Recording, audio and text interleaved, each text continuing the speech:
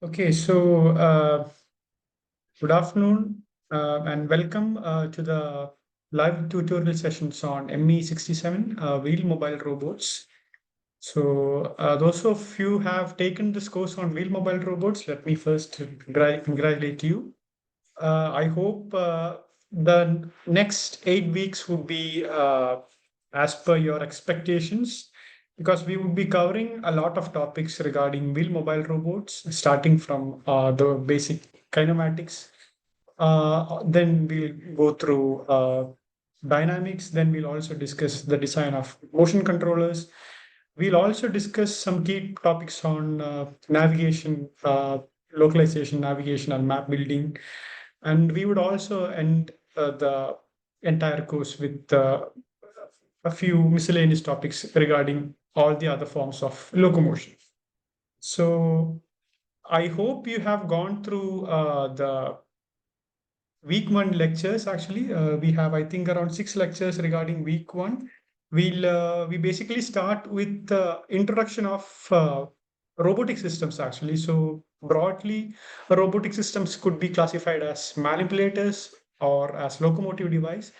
And here, the main key topic that we would be focusing would be wheel mobile robots. So from locomotive device, wheel mobile robot is a small subsection, actually, because as you would know, there are plenty of locomotive solutions available. Apart from wheel mobile robots, you have legged locomotion, you have locomotion using tracks, you have underwater vehicles, you have aerial vehicles. So the wheel mobile robots that we are discussing is basically a small segment of uh, mobile robots, actually. So that's why we have a keyword wheel mobile robots. So I hope you have started solving the assignments for week one. So attending these tutorial sessions would enable you to solve these assignments, weekly assignments, which in turn, if you follow that judiciously, you would be able to crack the final certificate exams as well. So today we are here to discuss a few tutorial questions. So the way that I have structured these live sessions is that, like, first, in the first part of this session, we would cover a brief summary of all the topics that we have covered for this entire week. Then for the second part, we'll solve some sample tutorial questions regarding week one, so that it will enable you to easily crack or easily attempt the assignment quizzes, actually.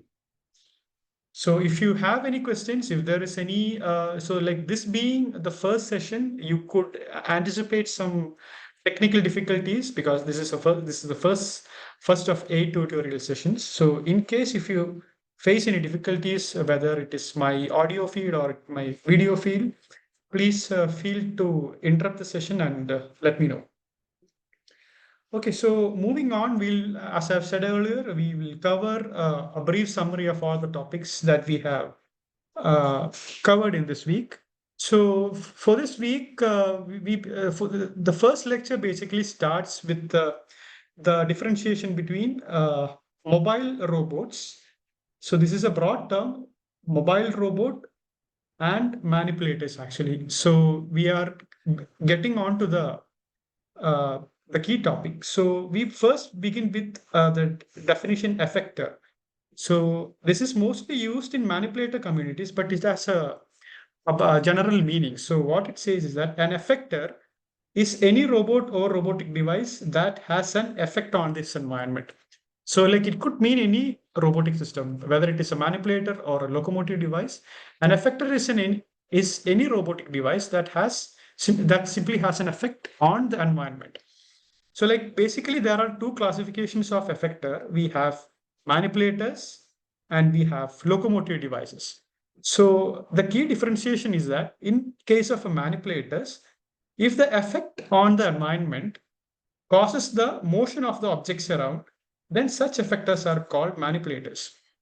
See, for example, a traditional robotic arm, an arm like robotic arm, what it does is that the effect on the effect the manipulators reflect on this environment would cause the objects to move around, actually the object which it is manipulating to move around. So the Robotic systems that we use specifically for the manipulation of the object around are called manipulators. So on the other hand, in case of effectors, if their effect on the environment causes motion of the effector itself, such devices are called locomotive devices.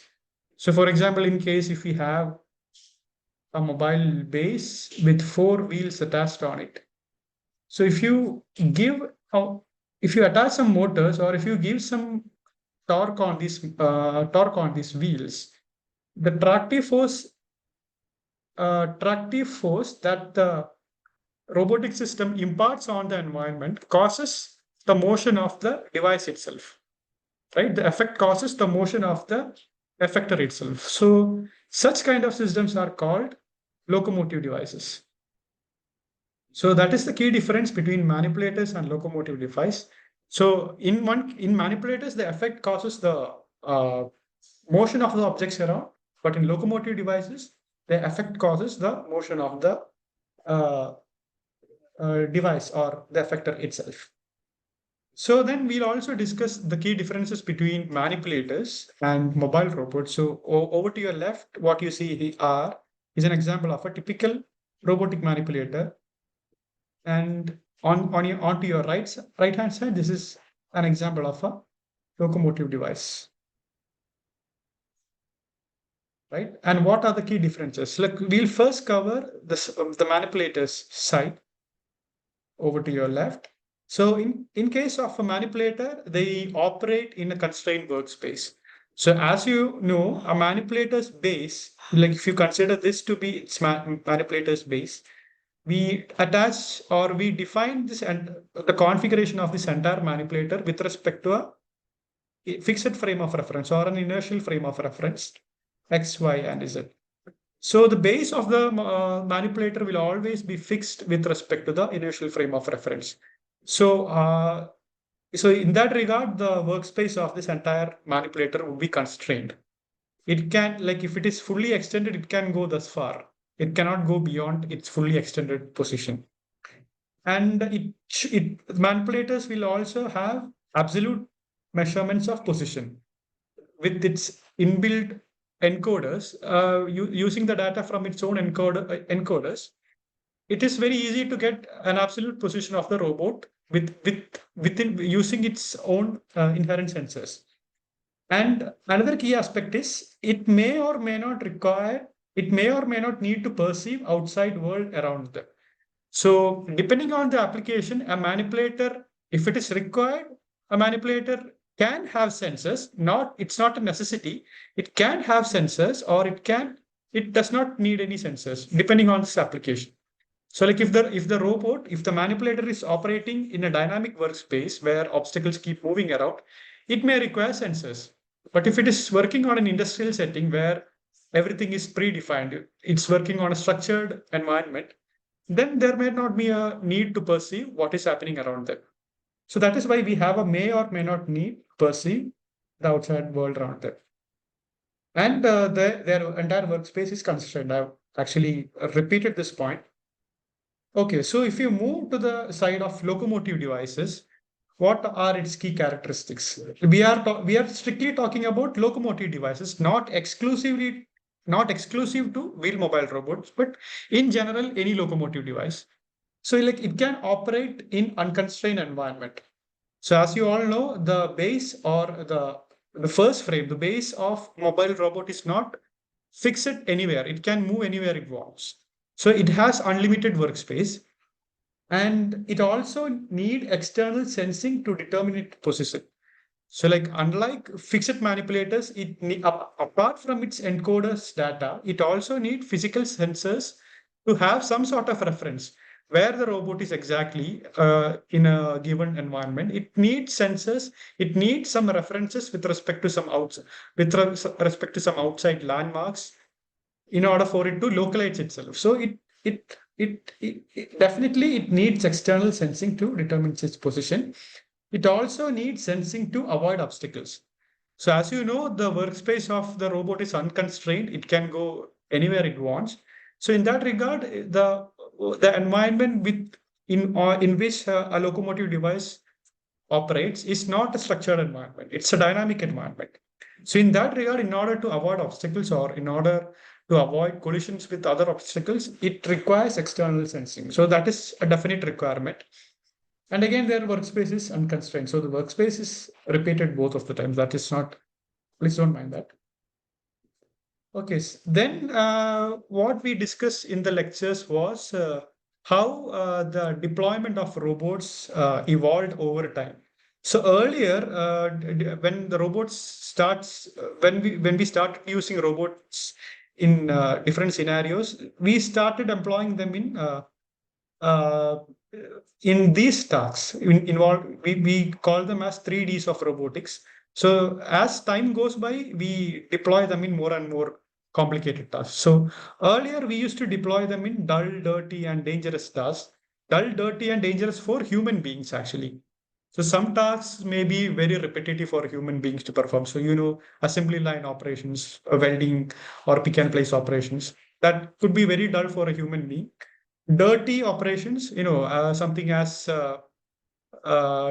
like if someone has to work in oil refineries or manhole cleaning, things like that, those applications are dirty for a human being to do it because it involves it's not ideal for a human being to perform such activities because it's more or less dehumanizing and I don't know, it's not good for their health, mental or physical well-being, and tasks that are dangerous also. So again, when it comes to manhole cleaning, due to the accumulation of heavy gases or high density gases, it could be toxic for humans to spend a lot of time inside manholes or deep bore wells or something like things like that.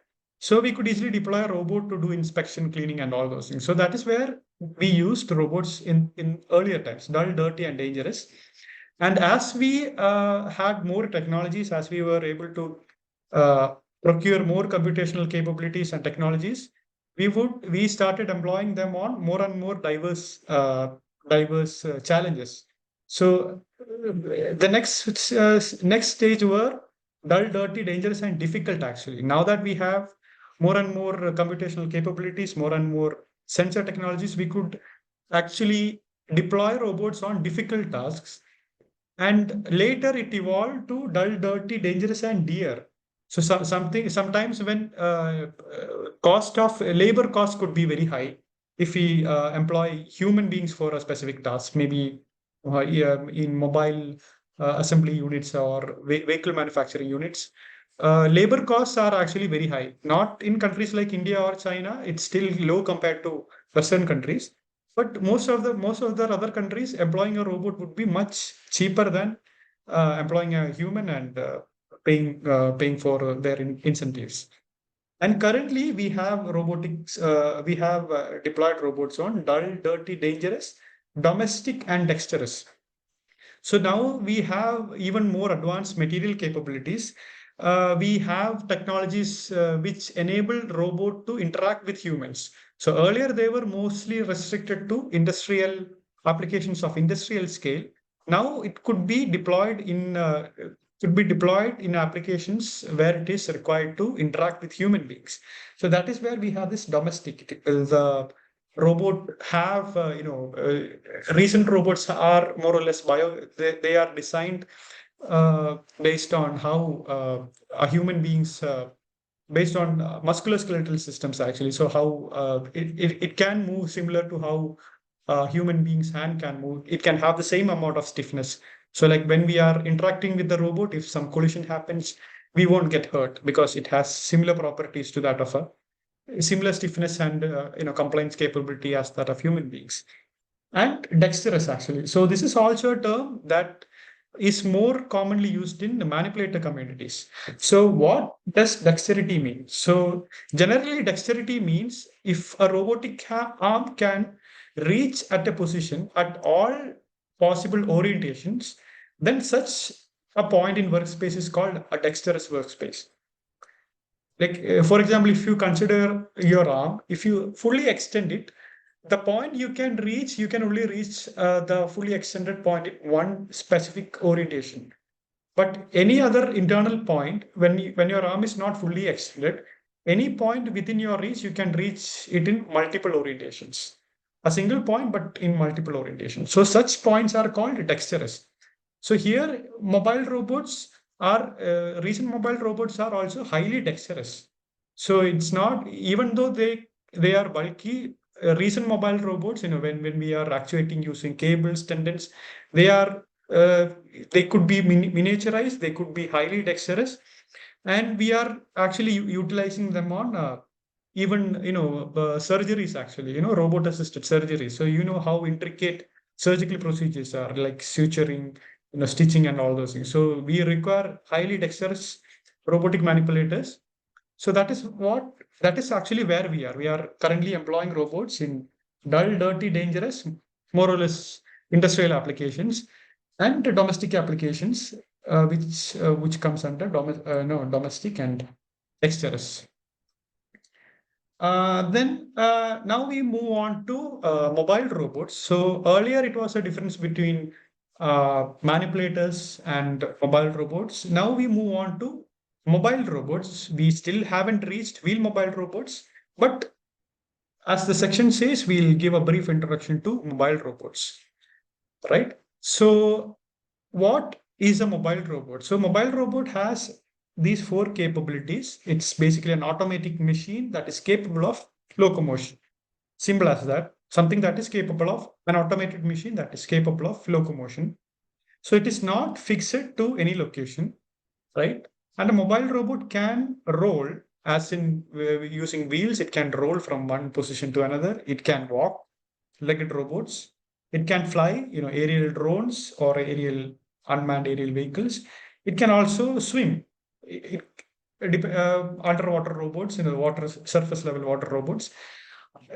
Different means of locomotion, actually. Then they are also typically less structured in their operations. So unlike a robotic manipulator, most of the industrial scale robotic manipulator have a structured workspace. They know what is coming onto their workspace. They know where to go, what to do, all those sort of things. But in case of a mobile robot, it's totally unconstrained because the workspace is not constrained, and as a result, it's dynamic. It can, it can encounter obstacles. It can encounter human beings. So they are inherently they are actually less structured in their operation, and they are likely to use more sensors than robotic manipulators. So that is more or less self-explanatory. Like, as it is not structured, it needs sensors to locate itself. It needs sensors to detect objects in front of it. So it's more likely to use much more number of sensors than robotic manipulators or robotic arms. And we in the lectures we have also discussed the fundamental problems the mobile robots try to address. So a mobile robot basically has these three questions. So the first and foremost, the most important question a mobile robot needs to solve is to answer this question: where am I, or where the robot currently is.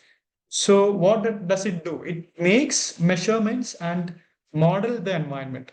So based on where it is currently, it will take measurements from its sensors, whether it is image, whether it is ultrasonic waves, or whether it is proximity sensors.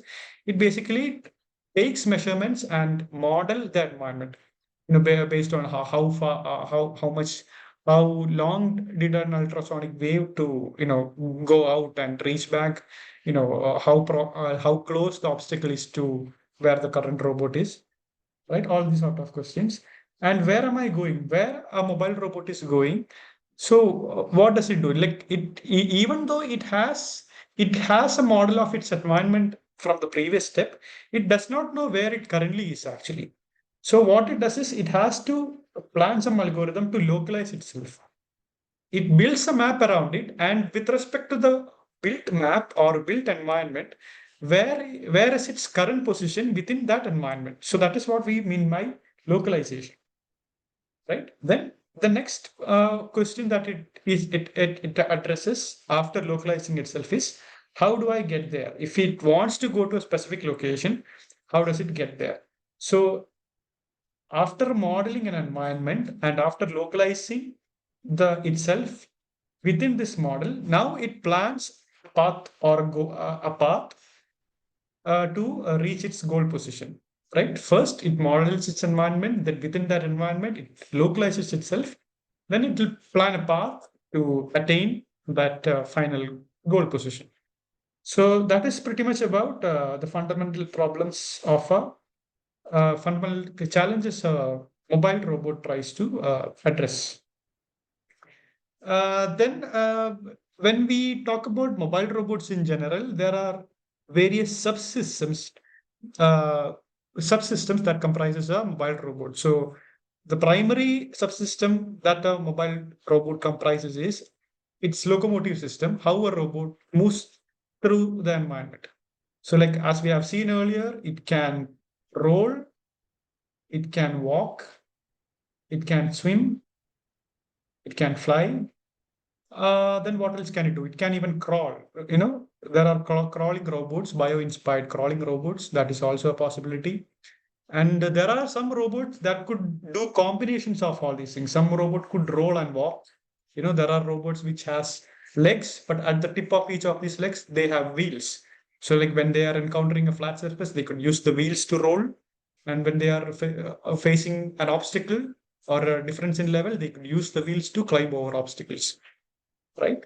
So locomotion is one of the subsystem. The next would be sensing, right? A sensing system, how a robot measures the properties of itself, how a robot measures the properties of itself and its environment.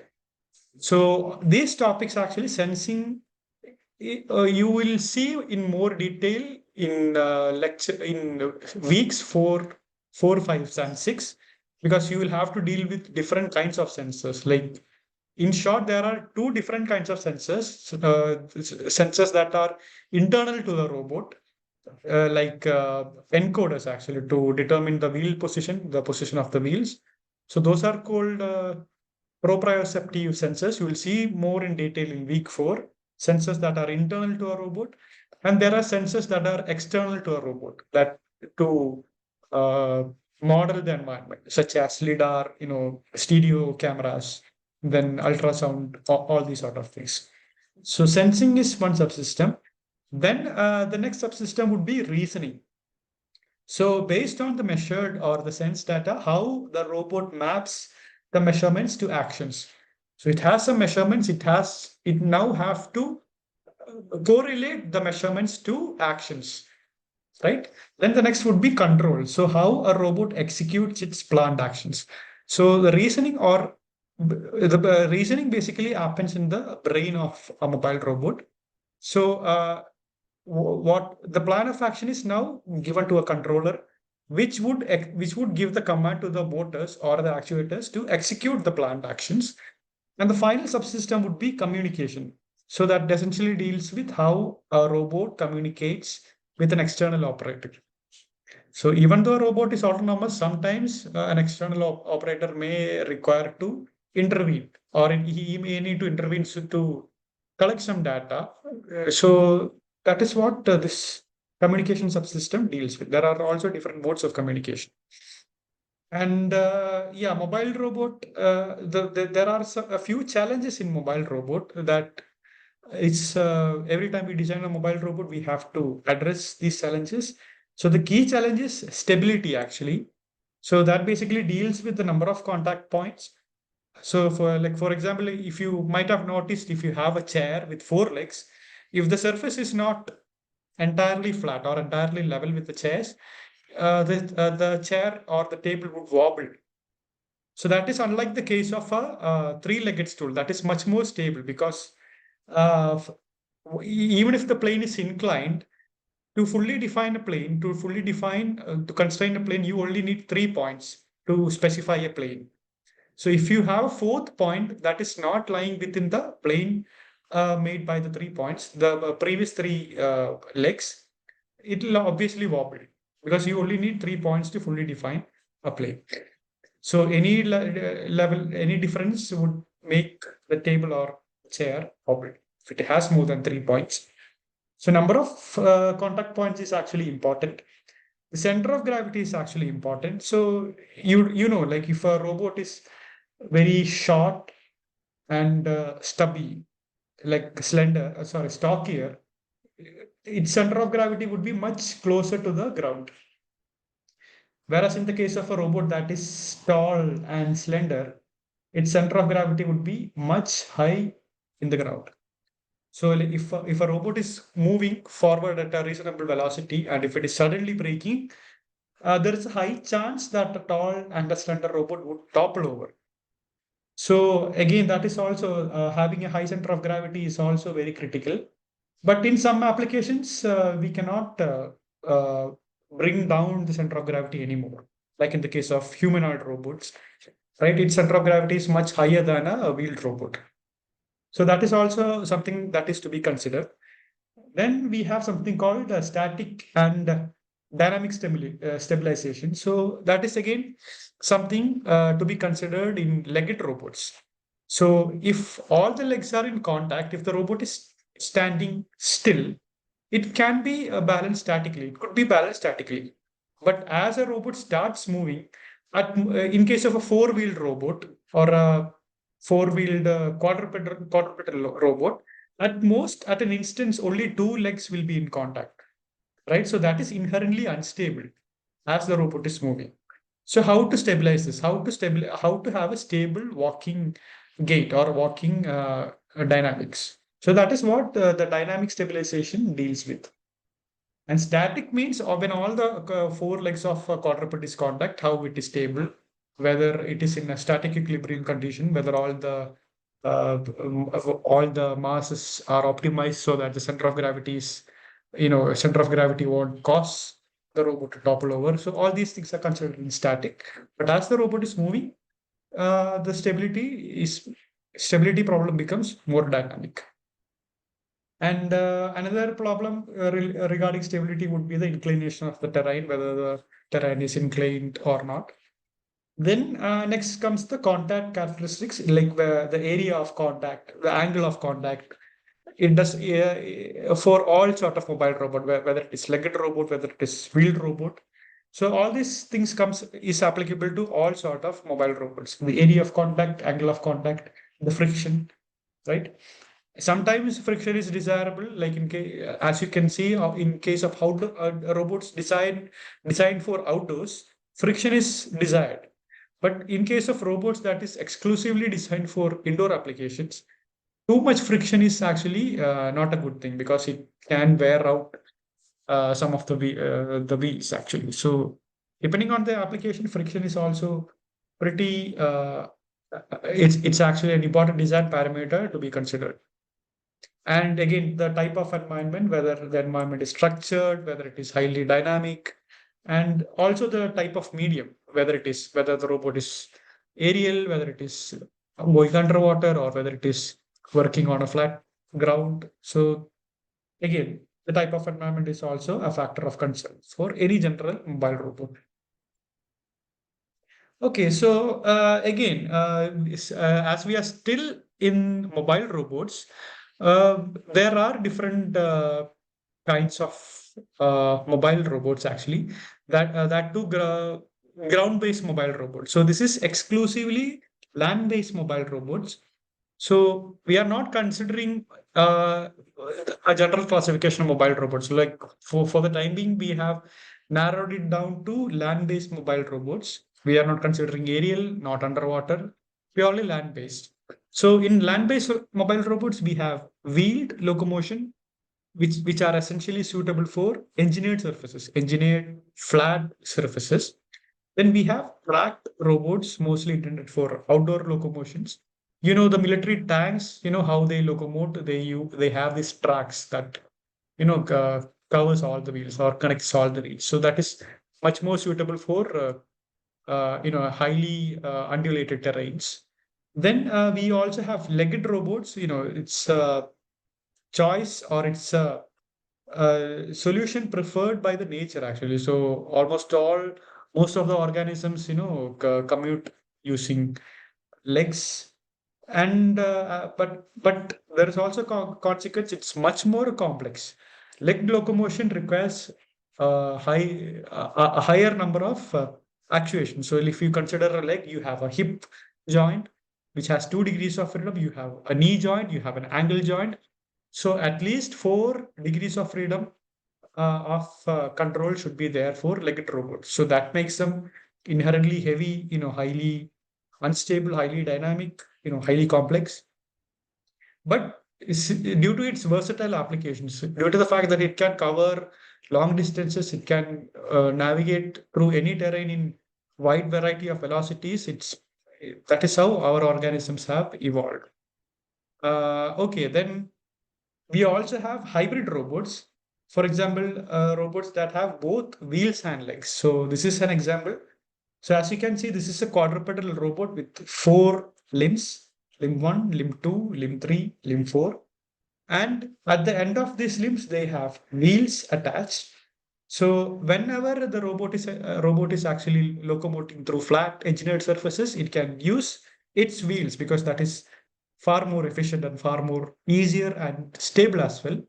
But when it has to encounter rough terrain or things like staircases or uh, maybe a raised platform, it can shift to legged locomotion. It can use its legs to navigate around or to tackle this uh, change of elevation. So again, I should warn you regarding this lecture. It's supposed to go around until 5 o'clock because we after the summary we'll also solve some sample problems. But this being the first lecture, I may have some technical difficulties. So within 10 minutes, this meeting may get terminated. So if you can still join using the same link, right? So immediately I will restart the meeting, so you can actually join back, right? If the meeting can get terminated automatically. So I hope that message is clear. If you are still here, you can. If the meeting is terminated before 5 p.m., you can log in back. Okay, so moving on, we'll gradually introduce you to the mathematical modeling.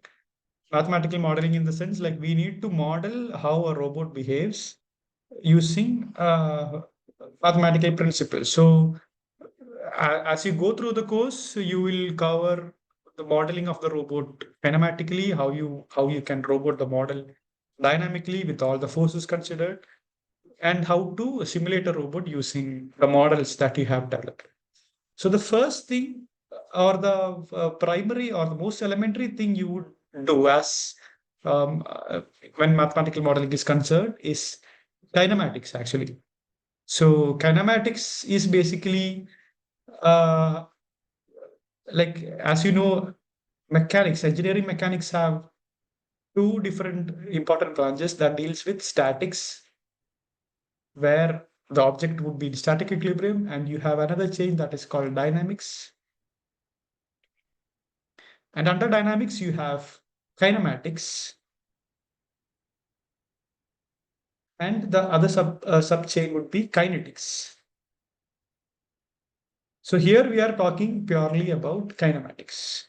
So what does it say? Kinematics is the study of motion without considering the forces or effort that affects or causes the motion. Right? So like if an object is moving with a constant velocity or if the velocity is changing, we don't deal with why the velocity is changing or why the body is in velocity is in motion. We don't consider the forces or the momentum or effort, whatever it is to change the state of a body. We are only dealing with the motion of the body without considering the effect or without considering the effort that changes the motion or causes the motion, right?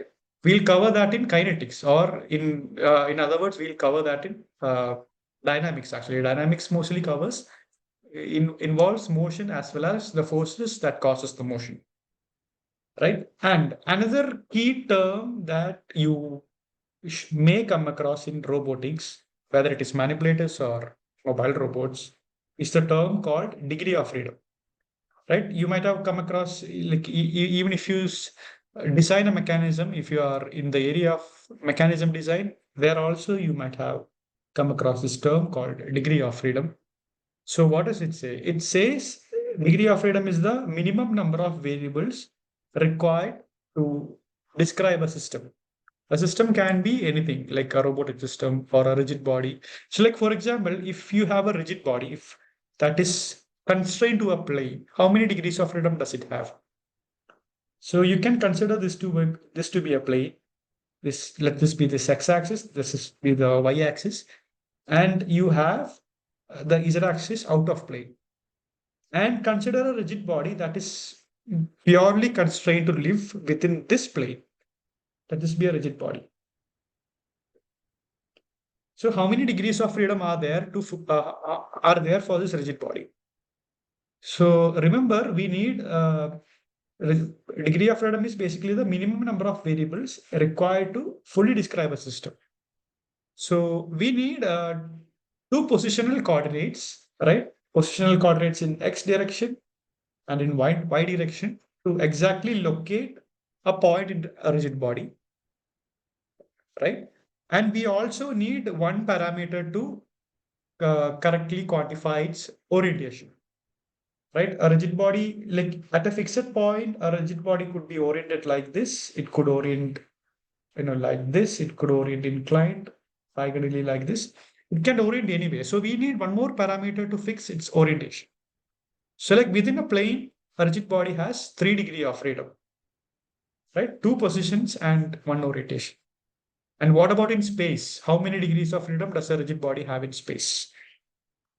It'll be 6, right? Because you need 3 position coordinates, x, y, and z, to fix its location. And you need 3 rotational parameters or orientation parameters to fully define its orientational configuration. So if you are talking about plane, the number of degrees of freedom would be 3. And if you are talking with respect to space, the number of degree of freedom would be 6. So like as an example, we have in the case of a land-based mobile robots and water surface vehicles, right? The degree of freedom would be 3 because in land-based mobile robots, it can move in a plane and it only has a capability to orient itself. It cannot go up and down, because it's a planar robot. And similar, in the case of an aerial robot and underwater robots, the degree of freedom is 6 because it can move in a plane as well as it can move up and down. Aerial roads can move within a plane. Apart from that, it can go up and down. And same in the case of underwater robots. So it requires 3 degrees of freedom for defining or fully understanding its position and 3 degrees of freedom to fully describe its orientation as well. So that is what this degree of freedom is all about. Even though the concept is small, this is a very important term that you may come across in robotic, in all sort of robotic applications. Okay, now we'll actually move on to wheel mobile robots, mostly with its frame assignment, like how will you fully define a mobile robot. So for example, I'll just represent a mobile robot using a block. So you could consider this to be the body of a mobile robot. So for the typing, we assume it has 4 wheels, right? And you could actually consider this as a rigid body also. So like what is the peculiarity of a rigid body? So for a rigid body, the relative position between each and every point will always be constant for all time. The relative position between any 2 points, it will never change, right? So if you consider this point and this point, the relative position and orientation with respect of this point with respect to this point is always going to be the same. It will never change. So it is very convenient to represent a rigid body with a coordinate frame, a frame of reference. So you can attach a frame of reference here, anywhere, conveniently at the center of the mobile robot or the center of gravity of the mobile robot, X, Y, right? And you essentially you can actually quantify, or you can fully define any rigid body just by a frame of reference, how a frame of reference is oriented, where is the origin of the frame of reference. So that is the general idea. So similar case, you can actually attach a frame of reference on the body of the mobile robot. So let this be this y-axis. Let this be this x-axis. So let this be the body frame. Yeah, sorry about that. It may repeat for the duration of the session, and I'll make sure that it won't happen for the subsequent lectures. So continuing where we have left, we attach to fully specify or fully define or to fully describe the configuration of a mobile robot, which we treat as a rigid body. You can attach a frame of reference on the mobile robot. So it moves with the mobile robot. And you also have a fixed frame of reference here, an inertial frame of reference that is always fixed to the ground. So I'll call this as I, an inertial frame of reference. This is the x-axis, this is the y-axis, right? So all the parameters that we define with respect to a mobile robot, like for example, if you want to give a velocity, uh, a specific velocity in a specific direction, it's always convenient to measure, to specify everything with respect to the body frame of reference, right? It's very easy because if you want a robot to move along this direction, you can specify a velocity along this direction. If you want the robot to move laterally, you can specify a velocity in this direction. It's very convenient. But at the same time, you also need to know what these velocities are in an inertial frame of reference with respect to a fixed ground, right? So if you can recall in the lecture, you basically can, at velocity level, you can specify the velocity of a mobile robot with respect to its frame of reference, right? So these are the variables that we use. So along x-axis, the velocity of the mobile robot would be u. It's a scalar quantity. And along the y-axis, the velocity would be v. If this is how we want the mobile robot to move. And with respect to its, with respect to its, the third degree of freedom would be the orientational degree of freedom. That would be, we can actually denote it as R, right? So as we have seen in the previous slide, a planar mobile robot has 3 degrees of freedom, two translational degree of freedom, and one orientation degree of freedom. So in velocity level, it will have two velocities, one along the x-axis of the body frame, and the second along the y-axis of the body frame, and the third would be the angular velocity with respect to the z-axis of the body frame. And if you want to map the velocities defined with respect to the body frame, with respect to the fixed frame, so we have, so assume that the velocities expressed with respect to the fixed frame would be x dot, and the velocity along y direction would be y dot, and the angular velocity with respect to the z-axis of the I frame would be xi dot.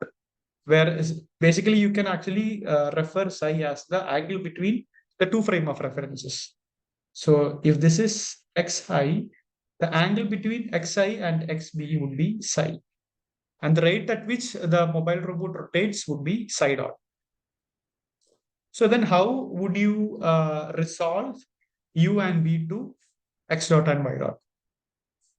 So like it's a simple vector problem. It's a simple vector problem. Like I can show you that using different colors. That will be more convenient. So if this is xb dot axis, and if this is yb dot axis, and the velocity u would be along x dot axis. This is u, and along yb dot we have v axis. So, and the orientation of the inertial frame would be always the same. It will be like this. xi, and yi would be like this. And the angle between the frame xp and yb would be, xb and the inertial frame would be theta, measured counterclockwise from xi frame. So how will you resolve the parameters in xp dot frame in xi frame? So first of all, we'll resolve everything with respect to the xi axis. So uh, basically this angle, as you can see, this angle is, theta, psi, and this angle would be, how much would it be? Because the total angle would be between xi and yi would be 90 degrees. So this would be 90 minus psi, right? So if that is the case, xb and yb, the angle between xb and yb would be 90 degrees in total. This is already 90 minus psi. So this would be psi, right? And again, the remaining angle, again, this would also be 90 degrees. So this is nothing but 90 minus psi. So if you resolve everything onto this xi axis, what will you get? If you resolve the velocities, velocity u and velocity v, components of u and v along xi axis, what will you get? You will have u cos psi, right? The projection of this vector u along x-axis, and v is along this axis. You can project v along the x-axis. So projection of v along x-axis would be this vector in the negative xi direction. So that would be minus v sine psi, actually. Minus v sine psi, right? I hope that is clear, because you can resolve this vector v onto the x-axis. So this component would be v sine psi, and this component, if you project it along the y-axis, it would be, this component would be v cos psi. So now we have resolved everything onto the x axis. So this would be simply x dot. And if you resolve everything along y-axis, what would that be? So component of the vector u onto this inertial frame, y-axis of the inertial frame would be, what would that be? This would be the component, this height. So that is u sine psi.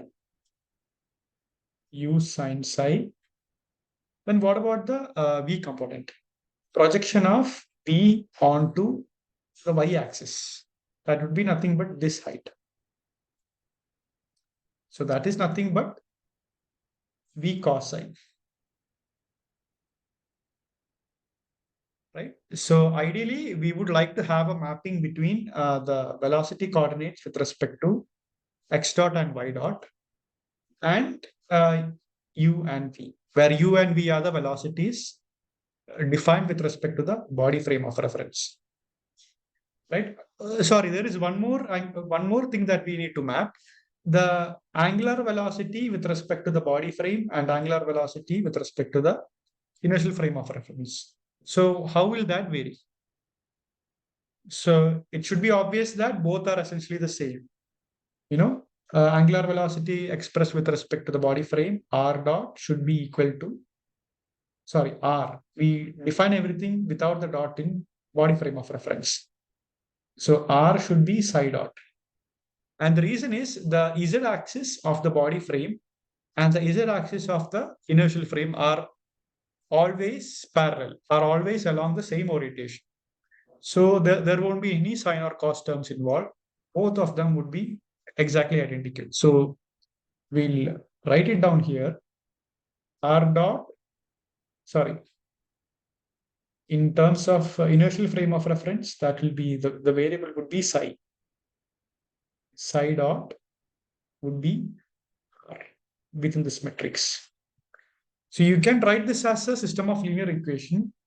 It will be x dot, y dot, psi dot. This will be cos psi minus sin psi, cos psi. UVR. So over to your right hand side, this is the input, velocity input commands that we give onto the mobile robot, right? We want the mobile robot to follow this trajectory, U units along the XB axis, V units along the YB axis, R units along the ZB axis. And how would that reflect on the initial frame of reference? That is using this transformation matrix.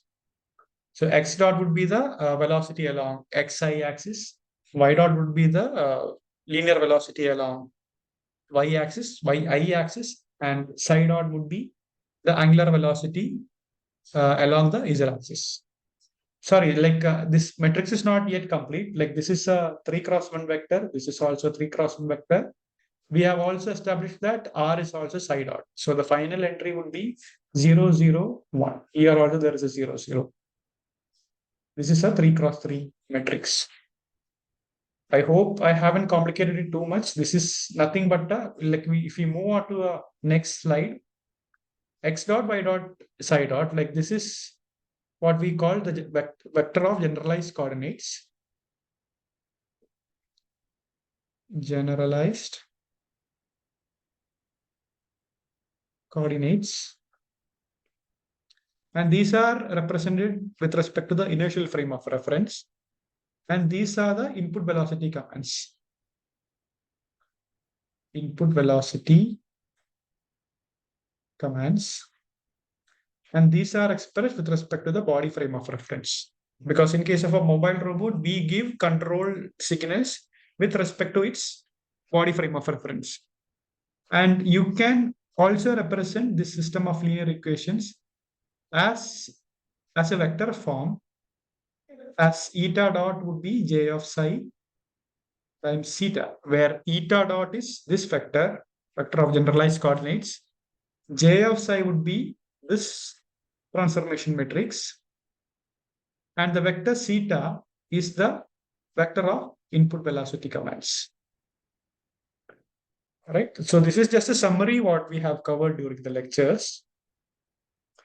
And with this kinematic model, there are two different problems that we mostly encounter in kinematics actually. So the first problem is forward differential kinematics. So finding the derivatives of generalized coordinates given the input velocity commands. So if we are given psi, what would be eta dot? That is the problem of forward kinematics. So it's more or less similar to simulating or analyzing the mobile robot in velocity level. So if you have a mobile robot, if you give commands with respect to its body frame, if you command the robot to move u units in xb axis, and if you command the robot to move v units in yb axis, how would that look like with respect to an inertial frame? Because we all perceive in inertial frame, because we all live in inertial frame. But the commands that we give onto a mobile robot is with respect to its body frame, because the sensors and actuators, they are all with respect to the mobile robot. But how we perceive a mobile robot, how we perceive its motion, that's all with respect to the inertial frame. So if we give an input to the actuators, how would it look like on the inertial frame? So that is the forward kinematic problem. Again, it's equivalent to simulating or analyzing a mobile robot in velocity level, right? And the next problem in kinematics that we would mostly encounter is inverse differential kinematics, right? So that is exactly opposite to the forward problem. So if we give a desired vector of generalized coordinates, how should the input be? Right? If, for example, if we want a robot to go to a specific dimension, a specific point, if you want the robot to achieve a specific desired velocity coordinates along xi and yi axis, then how much control input we should give? But earlier it was simulating, we give some control input and see where the robot goes. Now we want the robot to go somewhere, but how should we give the control input? So that is an entirely a different problem. So that problem is inverse differential kinematics. So that is more or less equivalent to controlling the system at velocity level. I hope the difference is clear. So one is simulating the mobile robot at velocity level. The second is controlling the mobile robot at velocity level. Okay, so those are the two basic problems that we encounter in uh, mobile robot kinematics. We also encounter a similar problem in dynamics as well that we will see in the subsequent weeks. Okay, then there are a few terms, key terms that you should be familiar with as you proceed with the course. So these are something what we call the degree of maneuverability. So we have seen degree of freedom. So that is more or less constant for a mobile robot. Sorry, a wheel mobile robot, which is, as you know, is three. Because a mobile robot can only move in a plane, and we need three position parameters to specify something in a plane, or two positions as well as one orientation. So what does the degree of maneuverability say? So the degree of maneuverability of a mobile robot is the sum of degree of mobility and degree of steerability. So like it gets more complicated. It basically says it's a sum of some other degree. It's called a degree of mobility and degree of steerability. So in that case, we have to see what degree of mobility is and subsequently what degree of steerability is. So degree of mobility is nothing but the degree of freedom a robot manipulates directly through its wheels. So for example, if you have a robot, a robotic base, it has two rearward facing rear wheels, right? And maybe a front wheel that is steerable. Similar to an auto rickshaw or a cycle rickshaw. So as you know, the wheels at the back could be powered, but it cannot steer. And most probably, the powered wheels would be connected to a common prime mover using a common axle, right? So in that case, what would be the degree of mobility? Because you need a single prime mover to uh, actuate the rear wheels, and the degree of freedom that you are directly manipulating through the wheels is what we call degree of mobility. So we are using a single motor and we are giving it to both of these wheels. So degree of mobility is 1.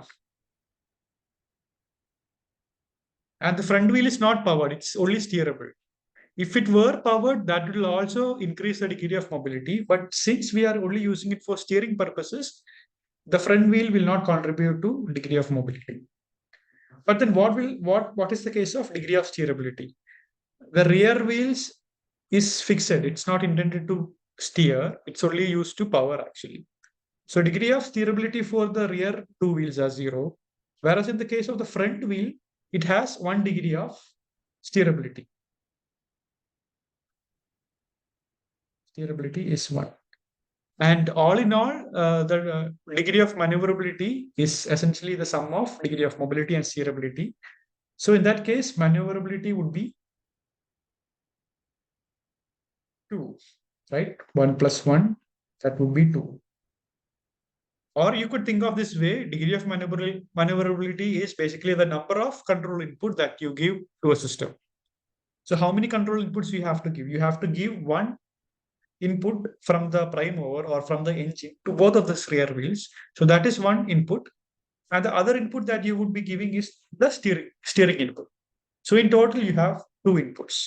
So that is what essentially degree of maneuverability means, which is essentially the sum of degree of mobility and degree of steerability. So I hope that is clear enough. But those are essential. Those are very critical to the remainder of this session or remainder of this course.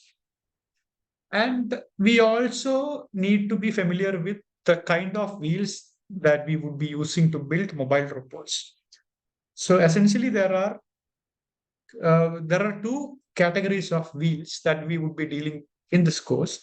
So the one classification comes under conventional wheels. So a conventional wheel has further kinds of wheels. So we have over here, you have fixed wheels.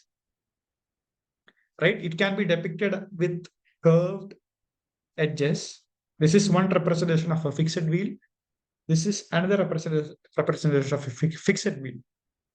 And the difference between the color, the green color and the red color is to denote whether it is actuated or not, or it is simply a passive wheel, right? If a fixed wheel is actuated, we would depict it using a red color. You can use this representation or this representation, either one is fine, right? And if it is not powered, if it is a freely spinning wheel, it will be in green color, right? And the second would be rotatable caster wheels, right? So you can basically depict rotatable caster wheels using this representation, right? It has sharp, this is basically a rectangle with a circle in between, or it has a circle here and a rectangle attaching to just to the one side of it. This is one representation and this is another representation. So basically, what does this mean? The red color means this wheel is basically drivable. It is powered as well as steerable. So it has 2 degrees of freedom. Or in case that wheel itself will contribute to a maneuverability of 2, because we give power to steer this wheel and we give power to rotate as well. Whereas in this case, we are not driving it. We are only using it for steering. And steering can also be passive, just as in the case of a chair or an office chair or a shopping trolley. That is essentially a caster wheel. We are not giving any power, but it has an axis to swivel. So that is an example of an unactuated caster wheel. And the next classification would be non-conventional wheels, right? Over here, you see is something what we call a mecanum wheel. You will encounter this during the subsequent lectures. MECANUM, mecanum wheel. So the principle is that we will drive this motor through its axis, right? And the wheels have passive rollers. So these are what we call as passive rollers, which are mounted at an angle of 45 degrees with respect to its hub axis. So these passive rollers will rotate on its own axis because they are mounted on bearings. They rotate without any actuation. They freely rotate, right?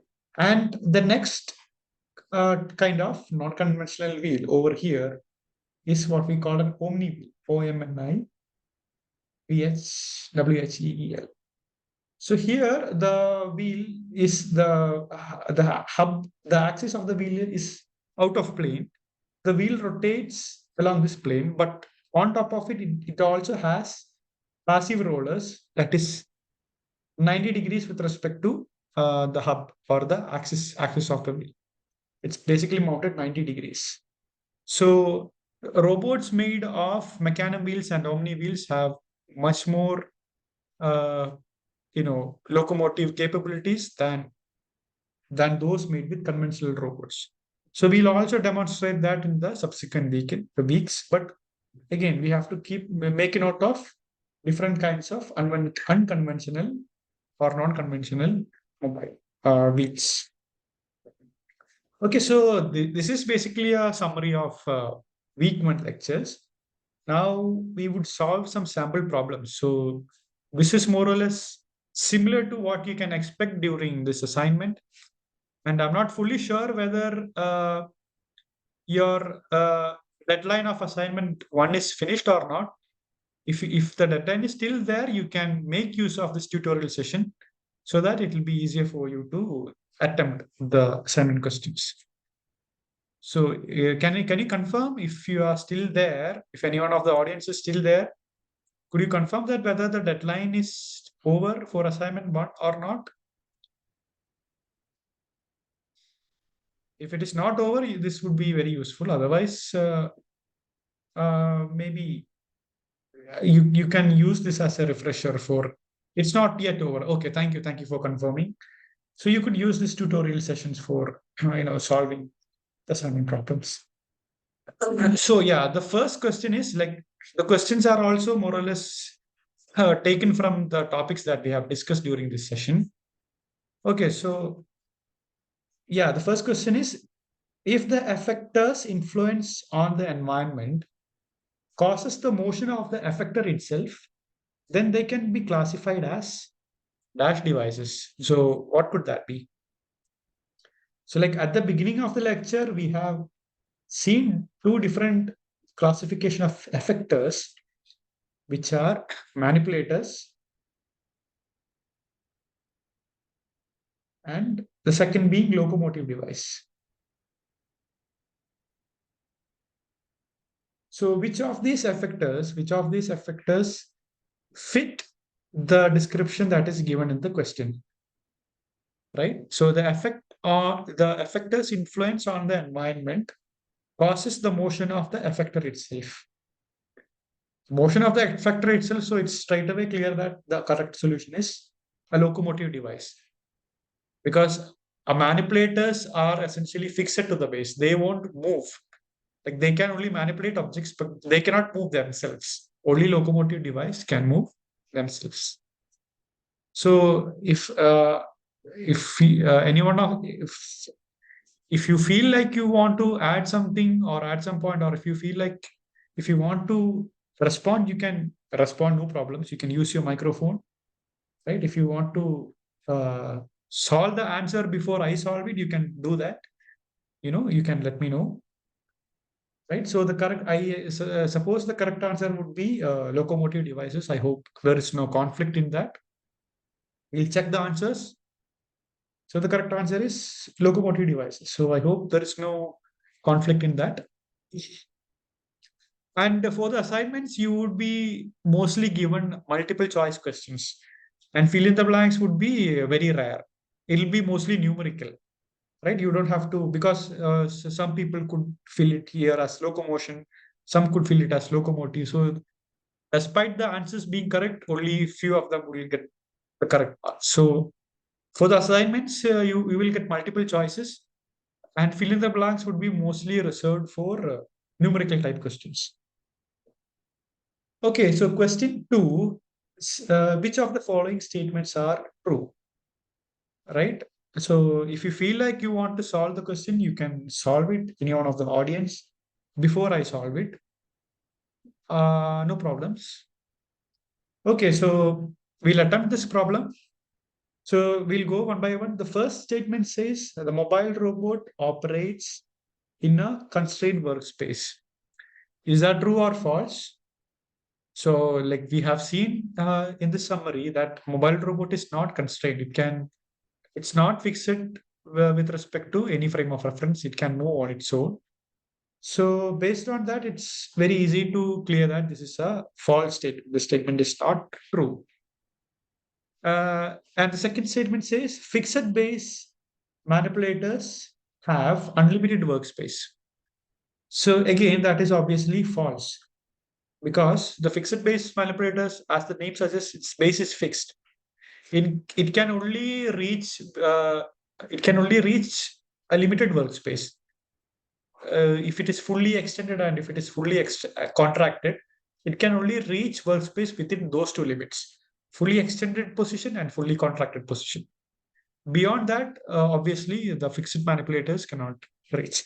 So that is obviously false. And the third statement would be mobile robot need external sensing to determine its position and to avoid obstacles. So yeah, that is also true, right? Because it needs external sensing to determine its position with respect to its environment. It needs some sensors to localize itself to address the question, where am I going, right? Ultrasonic sensors and all those things, maybe camera sensors, visual sensors. That is to determine its position. And it also needs sensors to avoid collision with obstacles, like ultrasonic sensors, proximity sensors, limit switches, and all those things. So in that regard, that is a correct statement. That is 100% true. And the final statement is basically fixed base manipulators have absolute measurements of position. That is also true because it's working on a strictly structured environment. It's working on a constrained workspace. So everything is totally known. So it only needs encoder position to exactly locate itself. It does not need to address questions like, where am I going, like a mobile robot. So it always have an absolute sense of position. So that is also the correct state. So again, this is a heads up for your assignment. Yeah, again, one more thing. The meeting may end within 10 minutes. Uh, because we still have few more questions to solve. So if the meeting is getting terminated in between the session, please join. We'll continue until 5 o'clock. We have a few more questions, maybe around 10 more questions actually. So if the meeting is getting cut, you can actually join back using the same link. Okay, so moving on, I would like to give you a heads up. There could be questions that have multiple correct choice. So in this example, I have selected options 3 and 4 as correct choice. So just because you selected a correct answer, you don't immediately skip to subsequent questions, because there could be questions that have multiple correct answers, right? So unless you click on all the correct answers, you will not get the full marks. So in this instance, you can see that there are two correct answers, right? So if we check the answers, that is indeed correct. Options 3 and 4 are indeed correct. And this is a question with multiple correct answers. You can also expect this. You can also anticipate something similar in your quizzes as well as your final certificate exams. Okay, so moving on to question 3. What are the trends of current trend of Ds in robots? So, like, we have actually covered the evolution of where we deploy robots as the time evolved. So earlier we deployed in tasks that are dull, dirty, and dangerous. And later we actually incorporated more and more complicated tasks as our technology in actuators, in material science, computations all evolved over time. So currently, we employ robots in dull, dirty, dangerous tasks, which are mostly, industrial scale. And we have also started to deploy them in domestic service robots, and also in applications that require high amount of dexterity, as in surgical robots. So just like I've mentioned earlier, how intricate a surgery is, suturing, stitching and all those things, those are very intricate. And these days, we since we have dexterous robots, you can easily use dexterous robot in those kind of intricate tasks. And domestic, we can actually use robots for interacting with human beings or other organisms, because nowadays robots are much more bio-inspired and they are much more compliant. They are not that dangerous anymore. So currently, this is what these are the areas where we employ robots in tasks that are dull, dirty, dangerous, and in applications that is relevant to domestic and dexterous. That application that require high levels of dexterity. So again, moving on to this answers, that is indeed the correct answer. Okay, so moving on to question 4. This we haven't covered this fact in this summary, but this was actually covered in the live sessions by professor. So what does it say? Theoretically, conventional wheels have infinite resistance along which direction? So if you have uh, a conventional wheel like this, sorry, right? You can assume this to be the hub or the axis of the robot. And along this axis is where you would attach a motor that would actuate this wheel. And you can, throughout the course, you would mostly specify directions as longitudinal direction, longitudinal direction and lateral direction. So like if you consider a plane, the direction along the axis of the wheel is the lateral direction, and the direction along the rolling direction of the wheel is considered to be longitudinal direction.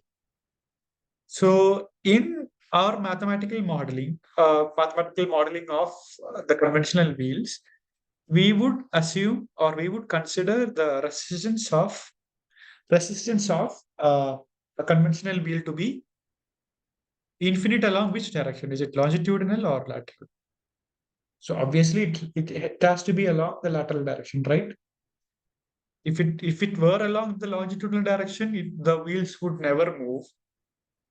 But like in reality, it won't be infinite, because if you exert some force, you can actually make it stick and slip along the lateral. But theoretically, when we are modeling, we would consider the resistance along the lateral direction to be infinite. So that is also the correct answer for this question.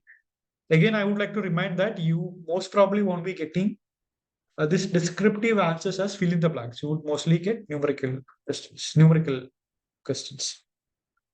Okay, so yeah, this is a good example of what you can expect during this assignment. For a land-based mobile robot and water surface vehicles, the degree of freedom is. If anyone wishes to answer this, you can do. No problem. So the keywords are land-based wheel mobile robots, water surface vehicles, and degree of freedom. So in this case, the correct answer is indeed 3, because a land-based mobile robot can only have 3 degrees of freedom, because it can move in a plane, x-axis along y-axis, and one rotation. And on for water surface vehicles also, it only lives in a plane, because it specifically says water surface vehicles, right? So a surface can be defined using 3 parameters or 3 coordinates, one along x-axis, one along y-axis, and one rotation about the z-axis. So in that regard, the number of variables required to fully define that system or the degree of freedom is 3. That is also fairly straightforward. So moving on to question 6. So it's a multiple choice question. So the degree of mobility of a wheeled mobile robot is dash. So which of these options are correct regarding degree of mobility? So like we have covered so many degree of terms throughout this session. So like we have degree of freedom, we have considered degree of mobility, we have considered degree of steerability, and finally we have also considered degree of maneuverability. Mm, Okay, maneuverability. So like if anyone has any doubt regarding any of these definitions, please let me know. I will happily explain. So we'll go through all these options one by one. So degree of mobility of a wheel mobile robot is the degree of freedom that the robot manipulates directly through the wheel velocity. So that is the correct answer, right? As per the definition, the freedom that a mobile robot or the mobile robot directly manipulates through the velocity of the wheel, that is exactly what the degree of mobility is. So that is the correct answer. And what does the second option say? Degree of freedom that indirectly manipulates by changing the steering configuration and moving. So that is not degree of mobility. That is in fact degree of steerability.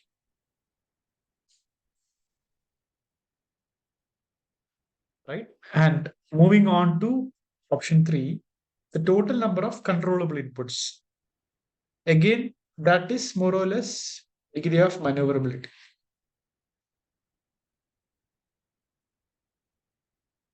Right? Maneuverability is basically the sum of mobility and steerability, which is also a measure of the total number of controllable inputs. And then which of them are correct? Is always option four is always 3, 4 wheel mobile robots and water surface vehicles. Is that true? Degree of mobility is it always 3, 4 wheel mobile robots?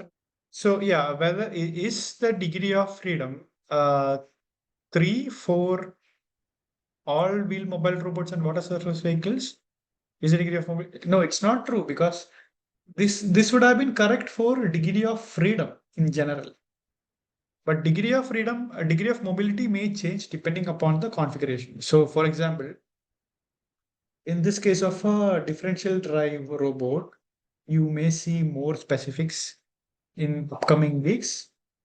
These are driven by two fixed wheels that is driven by motors. So in this case, degree of mobility is 2, degree of steerability is 0 because it steers using the differential action of the wheels. So the degree of steerability is 0 and maneuverability would be 2 plus 0, that is 2. Right? And there are also maybe some other configuration, just like uh, a vehicle, a four-wheeled vehicle actually, two rear axles. So consider this to be a rear-wheel drive car. So both of these rear wheels are powered by a single prime mover. And at the front, you have steerable uh, wheels connected by a steering rack. Not a steering rack, by a steering linkage.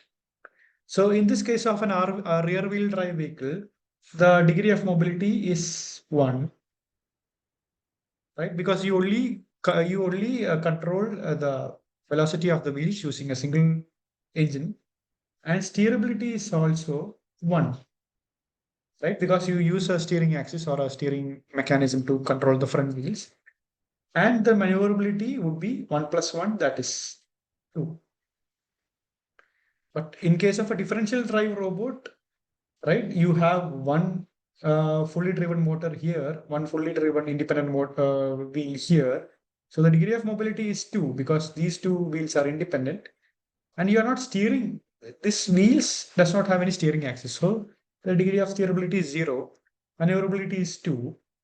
And for an rear wheel drive car, just like I have explained, mobility is 1, steerability is 1, maneuverability is 2. So in that regard, is this statement true? Is it always 3, 4 wheel mobile robots and water surface vehicles? No, because here it's 2 and it's 1. Mobility is 2 for a differential drive robot.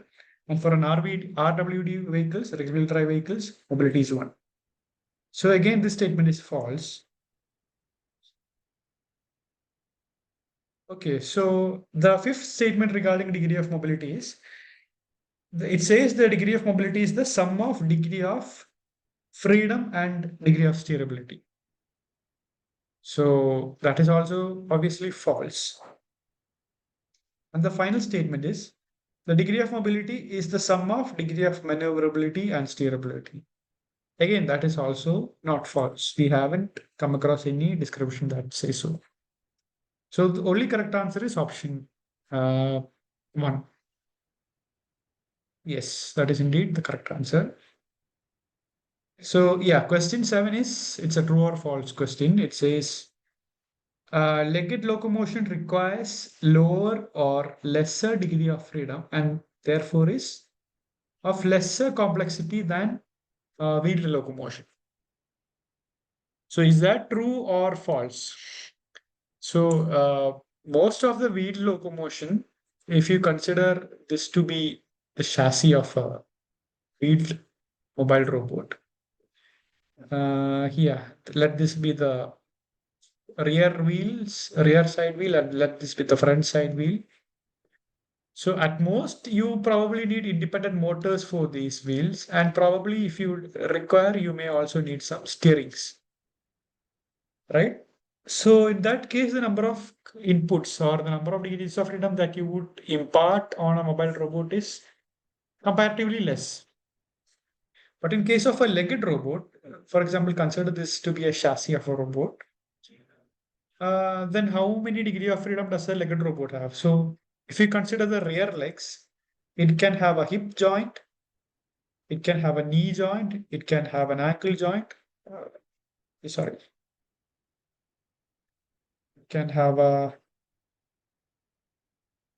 knee joint, it can have an ankle joint, and similarly at the front, it can have a hip joint, a knee joint, an ankle joint. So just like our human beings, our hip joint has around 2 degrees of freedom, same at the rear, 2 degrees of freedom. And the knee joint has a single degree of freedom and a single degree of freedom here at the front. And an ankle joint, sometimes it can have 2 degrees of freedom, but for the time being, I'll take it as 1 degree of freedom. Same at the front, a single degree of freedom. So like one wheel itself has 2 plus 2 plus 2 plus 1 plus 1, at least 4 degrees of freedom. So inherently, a legged robot is inherently has higher degrees of freedom and is also more complex, right? It's much more complex than a wheel locomotion because a wheel device is always stable, whether it is stationary or whether it is moving. But a legged locomotion can be stable when it is stationary, but as when it is moving, it's highly dynamic. It can be very unstable also. So in that regard, the question itself is false. The statement is actually false because legged locomotions require higher degree of freedom and is inherently more complex than wheel locomotion. So in that regard, option 7 is false. So that is indeed the correct answer. Okay, so this is a numerical problem. So it says the velocity, the vector of input velocity command of a land-based mobile robot is so and so 100. So you have a mobile robot like so. You have a body frame of reference XB, YB, and ZB is actually out of plane. And you are given the control velocity, input velocity command, zeta, referred with respect to the body frame as 100, right? And it is also mentioned that the mobile frame is oriented 90 degrees with respect to the base frame, right? 90 degrees. So like the sense of rotation is not given. So if that is not given, you can assume that to be counterclockwise because counterclockwise is considered to be the positive sense of rotation, right? So in that case, what will be the time derivative of the generalized coordinates? So like we have already seen in the lectures as well as today's summary that the mapping between the generalized coordinates eta dot is a Jacobian matrix J of psi times zeta, right? So what is this Jacobian matrix? Jacobian matrix, elements of the Jacobian matrix are cos psi minus sin psi 0, sin psi cos psi 0, 0, 0. So if you multiply this with the psi vector 100, you will get this eta vector. So what is xi? The xi is actually given as 90 degrees. So if I substitute this psi onto this Jacobian matrix, this will be cos 90 minus sin 90, sin 90, cos 90. So again, what is this cos 90? Cos 90 is 0, minus sin 90 is minus 1. Second, that is minus 1. Sin 90 is 1, cos 90 is 0. So if you do this matrix operation, what will you get as a resultant? So if you multiply this throughout, you will get 0, 1, and 0. That should be your correct answer.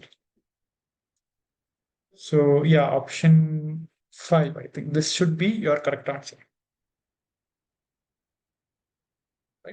So again, you don't even have to do any numerical method because this question is actually very easy to do because 90, you can actually easily get an intuition of 90 degrees because if this is the fixed frame xi, yi, and this is the inertial frame of reference, and it is given in the question that your body frame is actually rotated 90 degrees with respect to the fixed frame.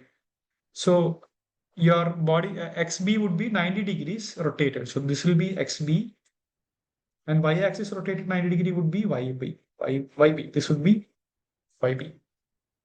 Correct. And as per the question, the input velocity commands are given as 100 along xb, yb, and zb axes. So yes, this would be 1, this would be 0, right? Velocity is 1 along xb axis, and velocity along yb axis is 0, and the angular velocity along the zb axis is also 0. And how would you translate this onto the inertial frame of reference? Right? It is oriented with respect to yb. It is also oriented with respect to yi. Right? So yi is 1. And yeah, now yb is oriented in the negative direction of xi, but yb is 0. So as a result, equivalently, xi is also 0. Xi is also 0. And yeah, the rotation about zb axis is by default given 0. So obviously, uh, zi should also be 0. So if you put this in a vector form, xi is 0, yi is 1, zi is 0. So you will get 0, 1, 0. It's like instead of doing that matrix multiplication, based on pure intuition, you can also work out this answer. So in that regard, the correct answer is option 5, 0, 1, 0. We'll check the answer. So that is indeed the correct answer. So moving on to question 9. Yeah, it's a statement. It says, which of the following, I'm sorry, yeah, which of the following subsystem deals with the robot's execution of planned actions? So in the summary, we have actually covered a few subsystems of a mobile robot, which are locomotion, sensing, reasoning, control, and communication. So which of these subsystem is a good fit for this statement? So if you can recall, locomotion is purely about how the architecture with which it is moving, a mobile robot is moving. Sensing, again, is also more about getting information from the external world. And reasoning is basically how to use these measurements to model an environment and to plan an action. If the robot has a specific goal, it can use all the information it obtained from the environment and plan an action. That is reasoning. And control is basically executing the previously planned action by the reasoning subsystem.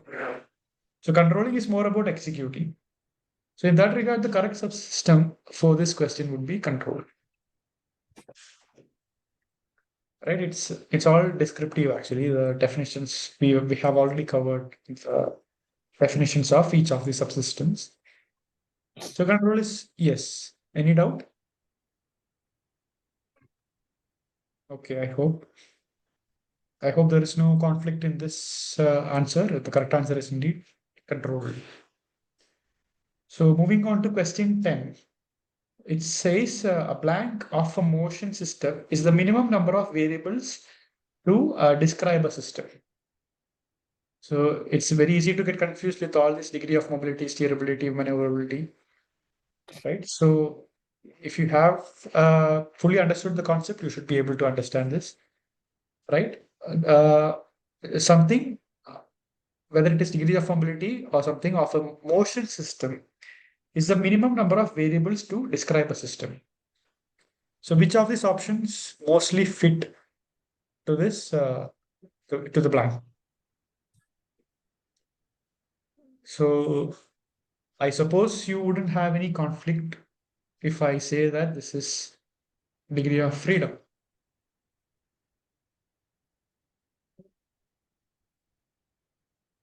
right? Because degree of mobility is the velocity that you directly try to manipulate using uh, the wheels themselves. Steerability is the degree of freedom that you indirectly manipulate using steering mechanisms. And maneuverability is essentially the sum of mobility and steerability, which is nothing but the total number of controllable inputs that you are supplying onto the system. Degree of freedom is basically the minimum number of variables to describe a system. So, like even the mobility, steerability, maneuverability has relevance mostly in mobile robots, but degree of freedom has relevance in plenty of fields actually. Be it design of mechanisms, manipulators, a lot of other interdisciplinary fields. It's a broader, it's a more of a universal definition actually.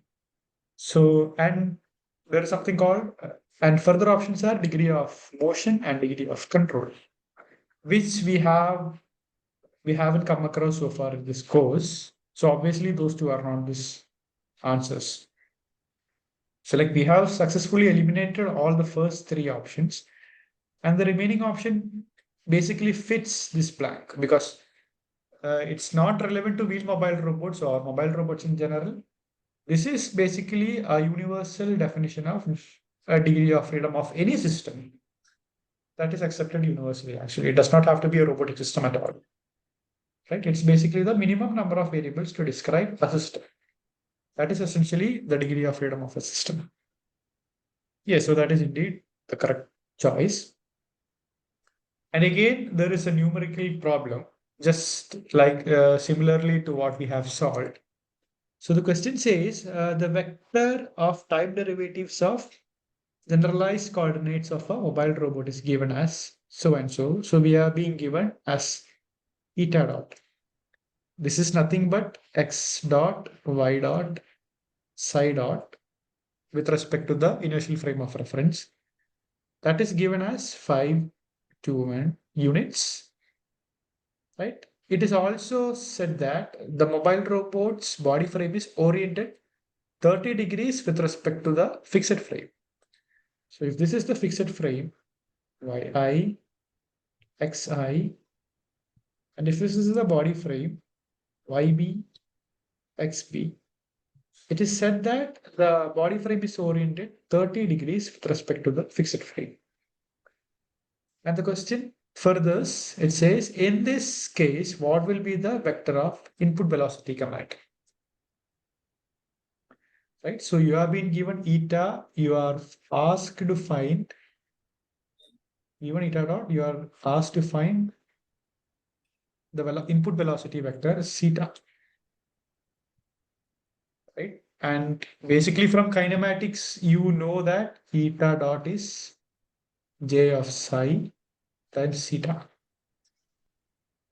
So you have to find zeta. So zeta would be j of psi inverse eta dot.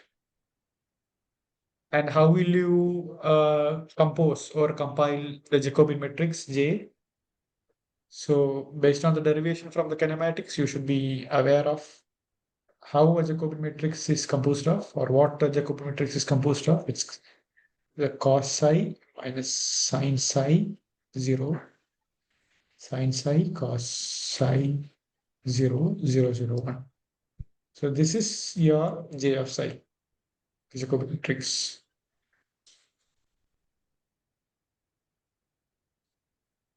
So using this expression, zeta is J of psi inverse eta dot, you will be able to find the vector psi. It's a straightforward problem. Only thing is you have to compose this Jacobian matrix, take it inverse, and pre-multiply it with the vector of generalized coordinates. Right? And one more question is this an inverse kinematic problem or is it a direct kinematics problem? Can any of you answer this? So the kinematics itself has two different kind of problems: forward kinematics and inverse kinematics. So if you can recall in inverse kinematics, we would want the robot to go a desired position. That is our requirement. So what should be the control input that we should be giving to the robot, right? Estimation of control input that we should be giving to the robot so that it can move to a desired position. So the desired position would be quantified by this vector of generalized coordinate, and the control input that we would be giving would be quantified by this zeta vector. So here we are supposed to find out zeta vector. So in that case, this becomes an inverse problem, inverse differential kinetics. Okay, so in that regard, I hope it is clear. If you solve this equation, J of psi inverse eta dot, you will get this correct numerical value. I hope this is option 4 or 5, I'm not sure. Yeah, the correct answer is option 4. And if you feel that this is not the correct option, if you are getting something, if you are getting a different answer, please let me know. We can have a small discussion over that. So moving on to question 12, maybe this could be the second to last question. It says, like, for indoor applications with engineered smooth floors, which mode of locomotion is more efficient? So indoor applications, smooth flows, engineered, which of these is more suitable? Is it legged? Because legged, we don't get any specific advantage if you are using legged locomotion indoors, because the surface would be mostly flat. We also know that legged locomotion are inherently complex, and we may not need to tackle or navigate around any change of level or any obstacle. So applying legged indoors is more or less pointless. So we'll eliminate that. So is it tracked robots? Again, like, without any friction, tracked robots will also find it very difficult to find the traction forces. So traction can also be eliminated. Wheeled robot, option 3 is a good candidate, because wheeled, when it is deployed on smooth surfaces, they are highly efficient. They are much more simpler. They are much simpler when compared to the legged robots. Hybrid robots also, we really don't need hybrid robots for indoor locomotion when it is a smooth floor without any change of levels or without any undulations. Then also crawling type, again, when the surface is very smooth, the crawling robot may find it hard to find the requisite amount of stiffness, or sorry, friction for it to move about. So crawling also we can eliminate. So in that regard, the correct answer would be wheeled locomotion. Yeah, so that is indeed correct. Okay, so the final question is mostly regarded to, with respect to uh, the concept of degree of mobility, steerability, and maneuverability. The question says, for the below given robot configuration, the degree of freedom is so and so, degree of mobility is so and so, and the degree of steerability is so and so. So does anyone have an answer for this? If you feel like you have the answer, you can, use your microphone, or you can even come on the chat box. So, like, what exactly is this robot? Like, what does it do? Like, this green colored circular wheels means that they are unactuated,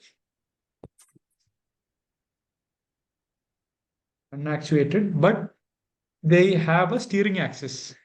But still, the steering axis is also unactuated. Sorry, sorry.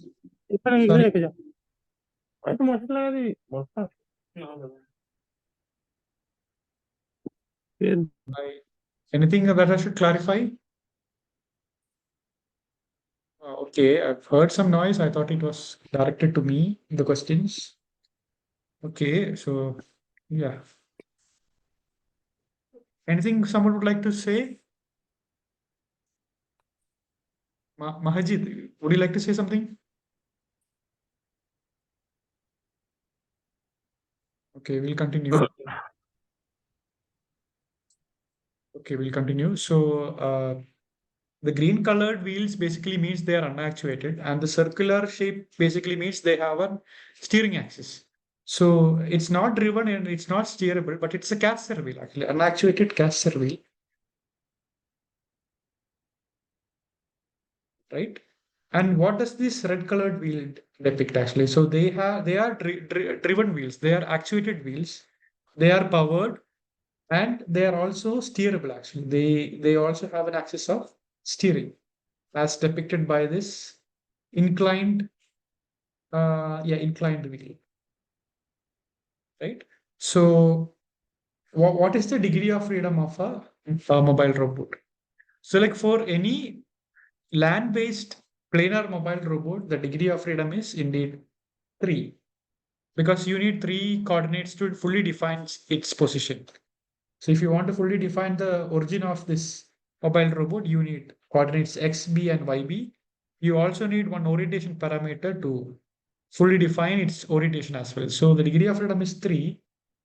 And the degree of mobility is, how much is the degree of mobility? So you are directly driving these two wheels. You're directly driving these two wheels. So that is degree of mobility is 2 actually, because you are directly manipulating the robot through wheels velocity. And the degree of steerability is how much? These two wheels are also steerable, because as you can see, this wheel is also tilted. This wheel is also tilted actually. This can also be tilted. So like at one orientation, both of these wheels can be in this configuration. Both of them can be in this stock configuration. One can be in this, can be in this incline configuration. It can, both of these wheels can be in any configuration. So in a sense, it has two independent steering axes also.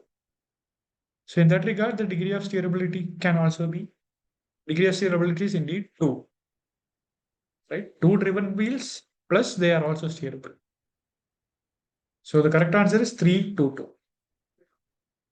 If we check the options, it is indeed 3. Degree of mobility, degree of freedom is 3, degree of mobility is 2, degree of steerability is 2. Yeah, so again, that will be the end of today's session. You can expect more or less similar questions for your week 1 assignments. So if you're thorough with the topics or the questions that we have covered so far, you will be easily able to solve the questions for assignment 1. So if you have any questions, please let me know regarding week 1 topics, right? If there are no questions, I thank you for attending this session, and hopefully we'll see next week with week 2 contents and questions relevant to week 2 topics, right?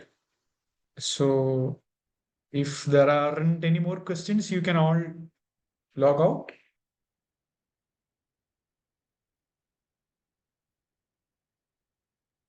Are there no further questions?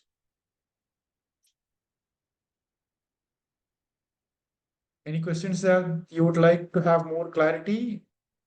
Okay.